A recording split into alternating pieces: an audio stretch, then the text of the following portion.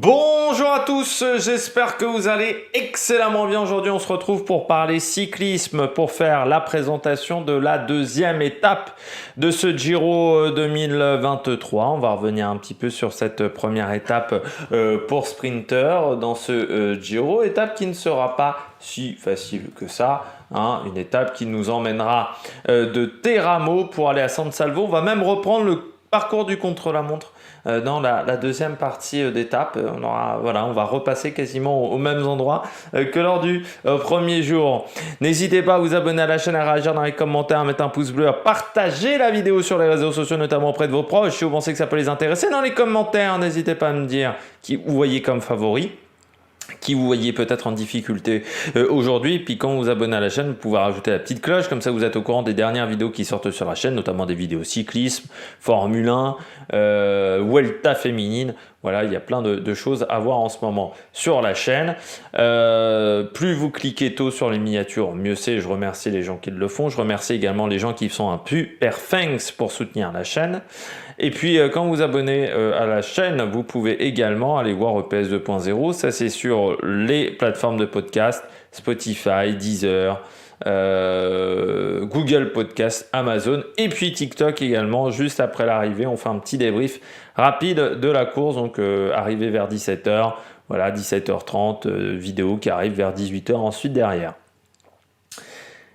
Un premier rendez-vous pour les sprinters sur cette étape. On ne devrait pas avoir une échappée qui joue la gagne, même si la première partie d'étape est plutôt vallonnée, comme ça sera souvent le cas sur ce Giro, avec des étapes qui sont rarement toutes plates. Un sprint massif aujourd'hui, parce que c'est presque l'une des étapes les plus faciles, malgré un début de journée vallonné.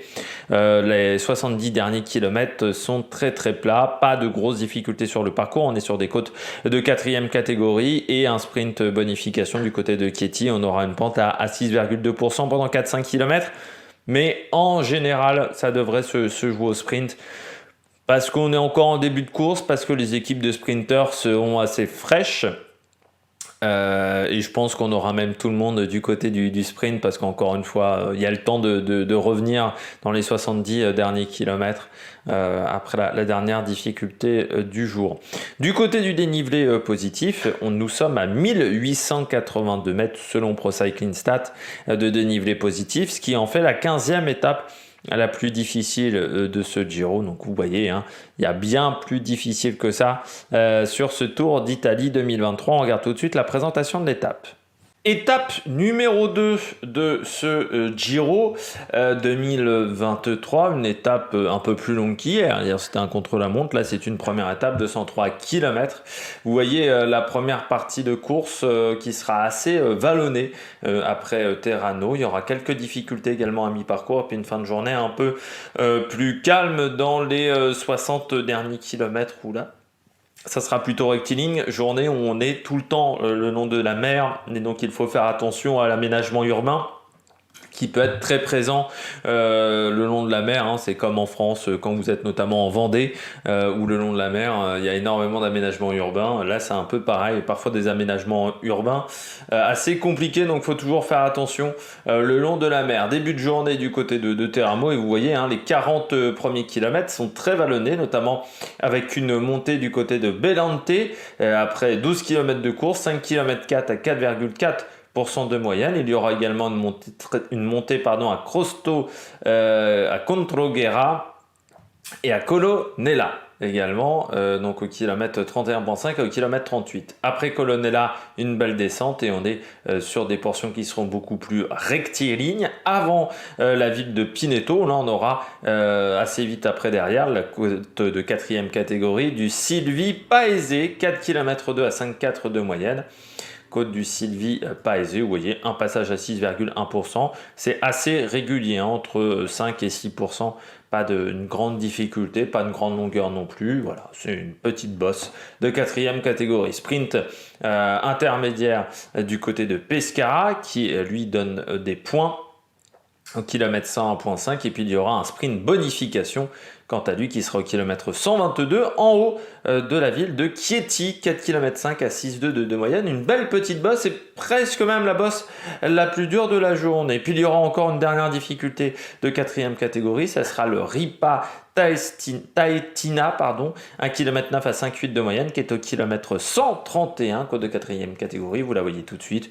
Voilà, 1 km à 7%, et ensuite c'est 4,3% et 5,4%, donc c'est pas extrêmement long, c'est pas extrêmement compliqué avant une descente, et vous voyez à partir de Quadro Stradé, donc c'est-à-dire au kilomètre 136, vraiment les 70 derniers kilomètres sont très très plats. Il y aura une petite difficulté du côté d'Ortona, parce que oui, particularité, on repasse encore à Ortea, on repasse encore à Fosa-Ketzia, Marina, et voilà, on va reprendre le contre-la-montre, mais dans le sens inverse, quasiment, le long de la mer. Donc on repasse voilà, par ces deux villes, et puis ensuite l'arrivée à San Salvo. Le final, donc du côté de San Salvo, donc voilà, vous voyez, on est le long de la mer est ici, une belle ligne droite pour arriver, et puis à 1 km, je crois, 3, vous avez ce virage. Alors, j'ai du mal à savoir, mais j'ai l'impression, si c'est un rond-point ou si c'est une épingle, mais j'ai l'impression que c'est une légère épingle à cet endroit-là. On arrive en plus sur une route très large, hein, la SS16, vous voyez, ça fait quasiment une sortie d'autoroute, là, ici. Et premier virage ici en épingle où il faudra faire très attention. Là, ça peut être vraiment un endroit dangereux. On est à peu près à 1 km 300 de l'arrivée. Dernier virage à 1 km de l'arrivée. Une belle ligne droite de 8 mètres de large après pour finir le long de la mer. Mais il faudra faire attention. Vu qu'il y a beaucoup de place, ça veut dire qu'on va pouvoir se faire remonter très facilement aussi. Donc il ne faut pas être en tête trop tôt sur cette dernière ligne droite. On regarde tout de suite la partie histoire de cette vidéo. Aujourd'hui, pour la partie histoire de ce Giro, on va revenir sur le Giro 2020, le Giro Covid, avec l'étape numéro 9 qui partait de la ville d'arrivée du jour du côté de San Salvo. Et contrairement à aujourd'hui, on avait un programme beaucoup plus corsé et un programme beaucoup plus intéressant pour les grimpeurs, avec notamment le Passo Lanciano, le Passo San Leonardo et le Bosco San Antonio et l'arrivée au sommet de Roccaraso. À ce moment-là de la course, c'était le Portugais João Almeida qui est également au départ de ce Giro 2023, qui est en tête du général avec 43 secondes d'avance sur Bilbao. Et le temps effraie Maussade, parce que je rappelle que ce Giro 2020 avait la particularité de se dérouler en octobre. Très vite, nous avons une première échappée qui se forme, et une belle échappée, elle est composée de Ruben Guerreiro de F Pro Cycling, Jonathan Castroviero de Ineos, Eduardo Sepulveda de la Movistar, Ben O'Connor de NTT, et puis dans un deuxième temps, nous allons avoir Giovanni Visconti de la Vinizabu, Kylian Franchini de la Groupama FDJ et Larry Warbase qui vont les rejoindre. Et puis, pendant la montée du Passo Lanciano, un 8e homme arrive dans ce groupe de tête, c'est Michael Berg de la UAE, mais qui auparavant aura dû faire un énorme effort et sera pendant très longtemps en chasse-patate derrière les hommes de tête. Dans les deux premières difficultés, c'est Giovanni Visconti qui passe en tête au sommet. Il devance à chaque fois Guerreiro et Castroviero, et l'Italien devient même le leader virtuel du classement de la montagne de ce maillot bleu. L'écart maximum avec le peloton est de 7 minutes. On ne laisse pas plus de crédit à l'échappée du jour à cause de Castroviero, et oui, l'Espagnol d'Ineos, c'est le mieux placé au classement général avec 6 minutes 49 de retard. Derrière l'équipe tête, Trek est la première à rouler à l'avant du peloton, ce qui est un petit peu surprenant car ce n'est pas l'équipe du leader. À 22 km de l'arrivée, l'écart n'est plus que de 3 minutes 30 et il pleut des cordes désormais sur la course, mais dans le peloton, le rythme se calme et il est désormais emmené par la Deceuninck Quick-Step du leader João Almeida et la Sunweb. Dans les pentes du Bosco di San Antonio, Visconti, Sepulveda et O'Connor sont lâchés, et devant l'échappée restante, les hommes restants collaborent bien et la victoire semble de plus en plus à leur portée. Il reste encore la montée finale à Roccaraso et à 6 km 3 de l'arrivée, Castroviejo, décide de faire un premier coup de boutoir. Il attaque et il est suivi par Guerrero. Et l'échappée possède encore 3 minutes d'avance et ces deux hommes-là ne seront jamais rejoints. Dans le peloton, on voit aussi des attaques avec Lucas Hamilton, Mitchelton Scott, mais surtout Tao Geoghegan d'Ineos Grenadiers qui devient le leader d'Ineos depuis l'abandon de Geraint Thomas.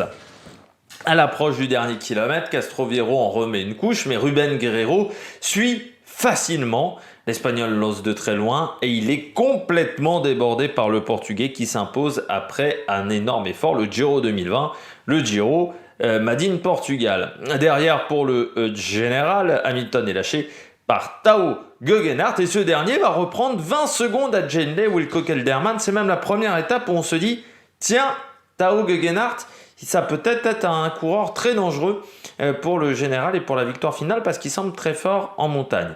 Nibali et Pozzovivo perdent quant à eux 30 secondes par rapport à Geoghegan et Almeida termine à 15 secondes du groupe Kelderman-Hindley. Au général, le leader de la Deceuninck conserve le maillot rose. Il possède désormais 30 secondes d'avance sur Wilco Kelderman. On passe aux coureurs, aux cyclistes du jour et aujourd'hui on s'intéresse à un coureur qui aurait bien aimé participer à ce Giro mais qui s'est blessé lors du Tour de Catalogne. C'est Dario Cataldo, le coureur italien qui est né en 1985 du côté de Lanciano. Lanciano, c'est pas extrêmement loin de la zone de course. Vainqueur, et ça on ne le sait peut-être pas assez, du Baby Giro, c'était en 2006. Et oui, à l'époque le Baby Giro venait de revenir, parce qu'il y a eu une période dans les années 2000 où le Baby Giro n'existait plus. Il était de retour. C'était à une époque où, au niveau du cyclisme, du côté des espoirs, c'était pas toujours facile. Dans les années 2000, pas mal d'espoirs n'ont pas réussi à atteindre les sommets chez les élites parce que voilà, le passage entre espoir et élite était parfois compliqué. En 2007, il a également 2 victoires sur le Tour de l'Avenir. C'était la première année où le Tour de l'Avenir redevenait une course par nation. Une étape en ligne sur le Giro et un chrono par équipe. 2 fois 12e du général sur le Giro en 2011 et 2012. Un chrono par équipe également sur la Vuelta et une étape en ligne. C'est le problème de Cataldo, c'est que c'est un coureur qu'on voyait comme un futur crack, un futur coureur de grand tour. Je pense qu'il s'est un peu perdu chez Sky à l'époque, qu'il avait décidé de rejoindre et où il se retrouvait souvent à être équipier et pas forcément avoir des grandes équipes, des grandes formations autour de lui, vu qu'il favorisait plutôt le Giro et se retrouvait toujours souvent avec les restes du côté de la Sky.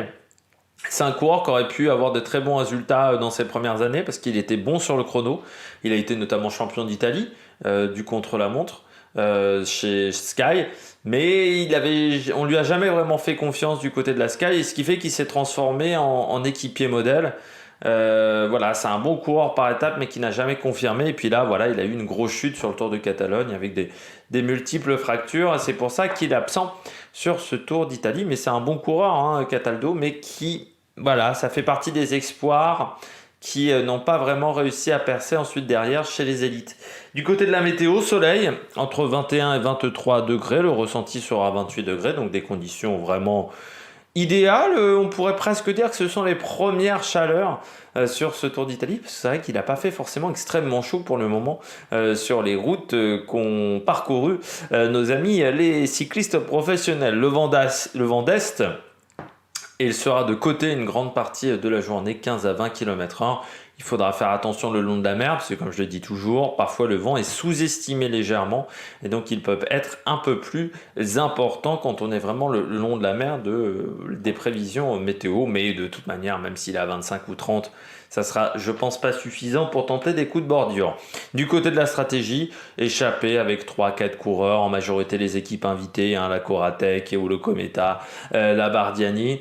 Et puis sprint massif, il faudra faire attention aux aménagements urbains dans le final, et puis faire attention au vent.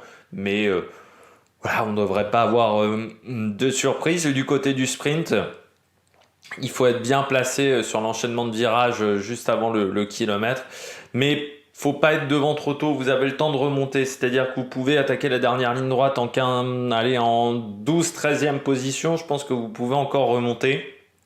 l'équipe, le mec qui sera devant à la sortie du dernier kilomètre, c'est pas lui qui gagnera. Voilà, c'est pas lui qui gagnera. Il faudra un peu se cacher et ça peut convenir à certains coureurs. Du côté de mes favoris, eh bien j'ai mis Caden Grove. C'est un sprinter qui est performant, il a une belle équipe autour de lui. Normalement, Alpecin de Koninck, c'est quand même un peu manœuvré. Donc Caden Groves, quand il y a du vent de côté, ce type d'étape là, 70 km de plat, c'est un peu le même type d'étape où il s'était imposé sur la dernière Vuelta. Je pense à Gaviria parce que quand vous avez des lignes droites comme ça d'1 kilomètre, il sait toujours se faufiler, Gaviria. Il sait vraiment très bien se faire oublier. Fernando Gaviria, le coureur de la Movistar, pardon. Il faudrait faire attention à lui. Et puis Pedersen, parce que c'est devient le leader du côté de la Trek. Et c'est un coureur qui aura peut-être envie de marquer son territoire. Lui aussi, il a un train de qualité, Pedersen. Mats Pedersen. Et puis en grosse cote, j'ai mis Cavendish parce qu'il a certes pas de train, Cavendish, mais première étape, on n'est pas encore bien coordonné tout le temps dans toutes les formations. On peut se faire avoir parfois, avoir des équipes qui prennent en main la course trop tôt ou qui prennent en main la course trop tard, et ça peut-être servir Cavendish. Et puis en plus, le final, il n'y a que 2 virages, hein, donc c'est encore pas trop technique pour Cavendish, donc il peut vraiment bien s'en sortir. Il faudra faire attention aux coureurs d'Astana. Du côté du programme télé, eh bien ça sera sur Eurosport 1, JCN aussi, à partir de 12h30. Midi, prise en scène pour les rois de la pédale. L'arrivée, selon les organisateurs, est prévue entre 16h59 et 17h26. N'hésitez pas à vous abonner à la chaîne, à rajouter un commentaire, à mettre un pouce bleu. Nous, on se retrouve donc ce soir, 21h, pour faire le débrief de cette étape. Sur TikTok juste après l'arrivée, hein, donc entre 17h15 et 17h45, 17h50 du côté du programme du côté de sur TikTok. Et puis demain, présentation de l'étape numéro 3, ça sera à 7h sur YouTube. N'hésitez pas à vous abonner à la chaîne, à rajouter un commentaire, à mettre un pouce bleu. Et puis donc nous on se retrouve ce soir 21h sur YouTube. Allez, ciao ciao sur l'Amérique Production.